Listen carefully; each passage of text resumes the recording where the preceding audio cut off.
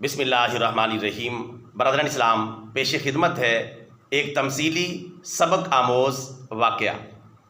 کہتے ہیں کہ کسی گاؤں میں 3 عورتیں کنویں پر پانی بھر رہی تھیں۔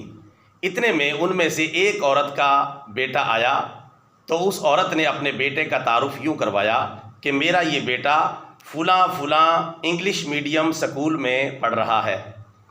اتنے میں دوسری عورت کا بیٹا بھی آ گیا، اس نے اپنے بیٹے کا تعارف یوں کروایا کہ یہ میرا بیٹا ہے اور فلاں فلاں یونیورسٹی میں فلاں فلاں ڈگری حاصل کر رہا ہے۔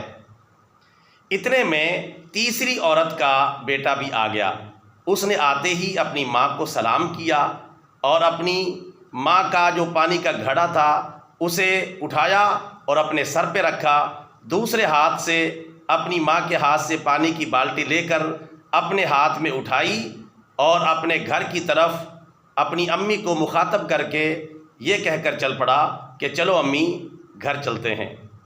اتنے میں اس تیسری عورت نے باقی اپنی 2 سہیلیوں سے مخاطب ہوتے ہوئے کہا کہ یہ میرا بیٹا فلاں فلاں مدرسے میں دین کی تعلیم حاصل کر رہا ہے اور عالم دین بن رہا ہے۔ اس پوری کہانی کا خلاصہ لب لباب اور نچوڑ یہ ہے کہ لاکھوں روپے خرچ کر کے بھی تمیز، اخلاق اور شعور نہیں خریدے جا سکتے۔ اس کے لیے پہلے اپنی اولاد کو صحیح دینی تعلیم دینا، قرآن و سنت کی صحیح ابتدائی تعلیم دینا ضروری ہے۔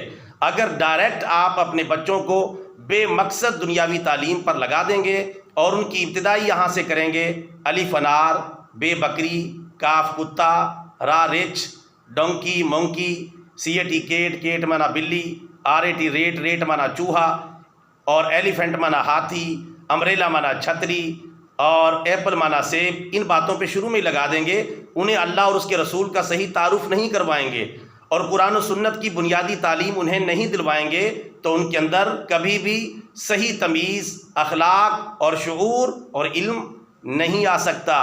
اپنے بچوں کی تعلیم کا آغاز قرآن و سنت کی بنیادی تعلیم سے کریں۔